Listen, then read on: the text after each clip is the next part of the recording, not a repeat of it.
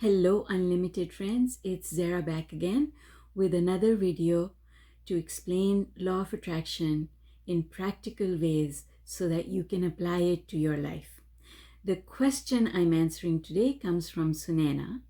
Sunena had asked me to explain how the law of assumption works, and initially I had responded by telling her that it's not something I teach. However, because she has asked, I am going to take time to explain to you what I feel is confusion being created on the internet by many people expressing their opinion. So, you see, first thing I want you to understand is that if you listen to a lot of different people, you will get a lot of different advice.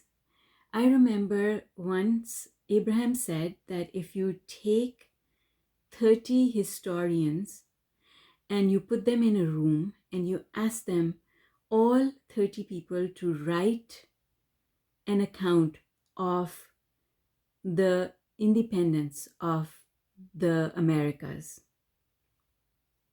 that all 30 people will give you a different account. Some details will differ.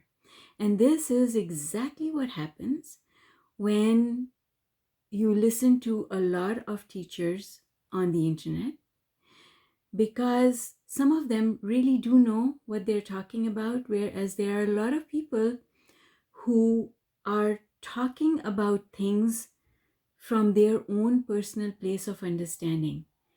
And that is not wrong. It's not that they are wrong or that they are trying to misinform you. But to understand properly, you've got to understand that there is an emotional scale, and the ability of someone to provide information to you that satisfies the question that you're asking, their ability depends on where they are on the emotional scale.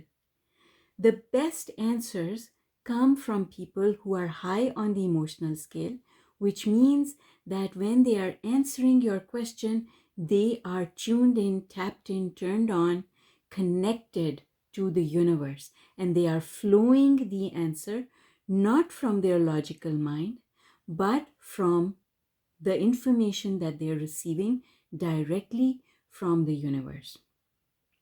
Each one of us has the ability to tap into that source of information and obtain our own answers. And the only reason we are not able to tap in is when we are low on the emotional scale. So when you're high on the emotional scale, you don't need anyone else's help. You know the answer. It's inside you. So now with this backdrop, just imagine that there are teachers who are creating YouTube videos, who are giving you their opinion and advice from here and here and here and here and here, all different places on the emotional scale. If this was 0 and this was 10, 10 is the highest place on the emotional scale. 0, of course, is 0. You can only tap into answers from where you are. Someone who is here cannot tap into an answer that is lined up over here. So the level of expertise of a teacher or a psychic or anyone who is advising you depends on where they are on the emotional scale and their ability to tap into source. If you listen to teachers who are here, then you are not getting the complete information. And you should always listen to the teacher that you resonate with. So if you're resonating with a teacher who is over here, don't worry about it. It's fine. Because the amount of information that they have is limited. It's this much. Someone who is here has this much information. Someone who is here has this much information. And someone who is here has that much information.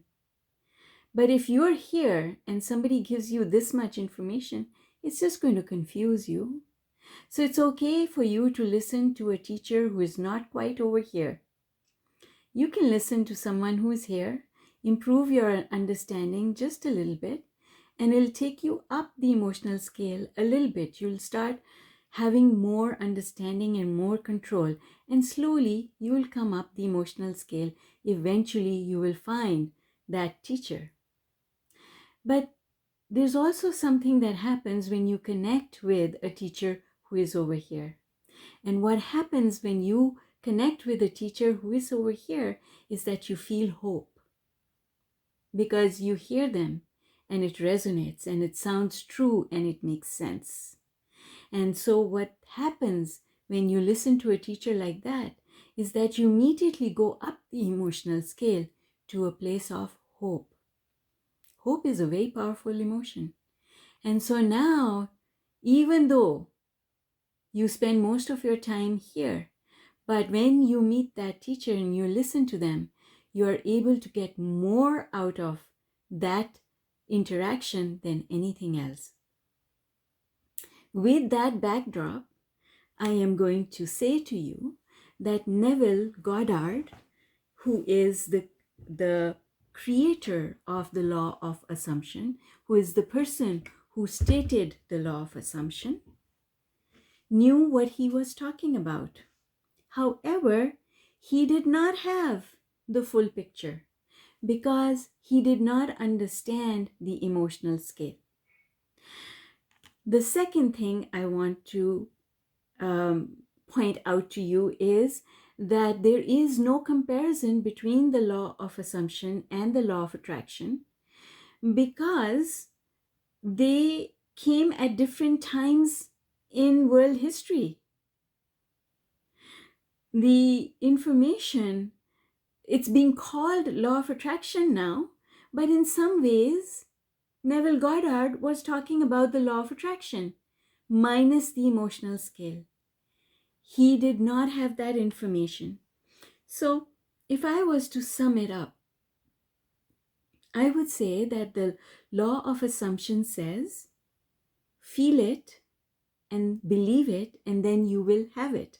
It's the same thing that Napoleon Hill was talking about, that a lot of teachers in the past have talked about. The problem is when you don't understand the emotional scale and you try to feel it and believe it from a low place on the emotional scale where you're noticing the absence of the thing that you want, it creates attachment to the outcome, meaning that you are noticing the absence of the thing that you want, so you are in your future creating the absence of the thing you want. Whereas when people are high on the emotional scale, they are in complete satisfaction. So they don't notice the absence of anything. They're so happy with what they already have that they don't notice the absence of things. And because they don't notice the absence of anything in their life, they are in a place of abundance. So more good things come into their life. Neville Goddard was not low on the emotional scale. He was high on the emotional scale. And this is the thing. There's another video on my channel as well that says, if you want to be wealthy, then you have to believe in exactly the same things. If you want to be successful as other people, then you've got to have their belief system. You've got to have their belief system and you've got to have their emotional scale. Can you have Neville Goddard's belief system and his emotional scale? No, you cannot. You cannot. Nobody can have anyone else's belief system and anyone else's emotional scale. It is a very personal thing because no one knows exactly what their total belief system is. The only thing we can actually talk about is where we are on the emotional scale. And so therefore, and I've got so many videos on my channel, because what Neville Goddard was teaching was visualization by feeling, bringing the feeling into it and having the assumption. This is where the word law of assumption comes in. Assumption that what you want is already done. He talked about perspective, and it is true, everything in law of attraction is about perspective. He talked about perspective, and he talked about bringing feelings into creating a visualization. That is law of assumption as Neville Goddard taught it. The law of attraction is much bigger than that, because visualization with feeling is only one tiny little piece of the law of attraction. Our understanding of how things works has come a long way since the 1920s. There was no knowledge of quantum physics way back in the 1920s.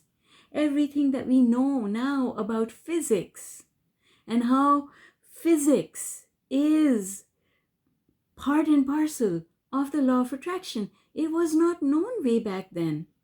So there is no way that you can compare the law of assumption with the law of attraction. It just does not compute. And using the law of assumption, which is simply visualization, the way Abraham teaches it, just using visualization without understanding where you are on the emotional scale is going to do a lot more damage than it is going to help. And that is why people are not getting consistent results. People are not getting consistent results because they don't understand where they are on the emotional scale. And they use techniques. There are certain techniques that are only supposed to be used when you're high on the emotional scale. And there are certain techniques that you use when you're low on the emotional scale. If you get it wrong, you use the wrong tool for the wrong job, how are you going to get the right results? This is what I want you to understand, that there are not a lot of teachers out there who know and are able to teach the total body of knowledge. They are mixing it up and they're giving you bits and pieces. They're not giving you the full thing, and they don't mean to mislead you, but they are misleading you. And so don't get mixed up in all of that. Find a teacher that resonates with you. Find the teacher whose way of communication helps you to understand. And then stop going all over the place. Take the advice that you're getting and apply it. Because unless you apply what you're learning, then you're not going to collect your own evidence. And at the end of the day, collecting our own evidence about how life works, about how the universe works, about what did I think, what did I feel, what did I do, and then what happened. Noticing, observing that, and then saying to yourself, okay, I'm going to tweak that and do it a little bit differently next time. That is collecting your own evidence. And eventually, doing that is going to get you to a place where you are not going to need any teachers, because you will ask a question and you will receive the answer directly. You will be able to do whatever needs to be done to move you forward. All right, that's all I'm going to say about this. Neville Goddard, at his time, in his time and space reality, was a great man and a great teacher. And I believe that what Abraham teaches us goes further than that. It's always about being on the leading edge of creation and taking thought where it has not been before. So, do you want to use knowledge that is so dated that it still is of value, but there's more that has come forth since then? Would you much rather use a smartphone, or would you much rather use one of those big cell phones that were introduced in the late 80s and early 90s when cell phones became a thing? It used to weigh a ton and it was this big. Or would you much rather use a smartphone? Would you much rather? And so humanity's come a long way. People used to believe that the earth was flat, and if you went to the edge of the earth, you would fall into an abyss and never make your way out of it. We don't believe that anymore. So, do you want to build airplanes and ships that are based on the principle that the earth is flat and it will come to an end? Or do you want to build your aircrafts and your ships based on the principles of gravity as we understand them today? What do you want? Do you want to use information that is no longer relevant? Or do you want to use information that is relevant and is applicable to our life today? Even the Secret movie is dated now because there's more information that has come to us. Because we ask and it is given, and we have been asking and it has been given. So, I'm going to bring this discussion to a close by saying, do what feels good. And if all you are ready for just now is the law of assumption, then go there and do that and collect your evidence.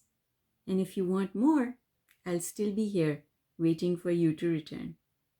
All right. Actually, I won't be waiting, but I'll be happy that you have returned. Take care, folks. That's all I have to say. Bye for now.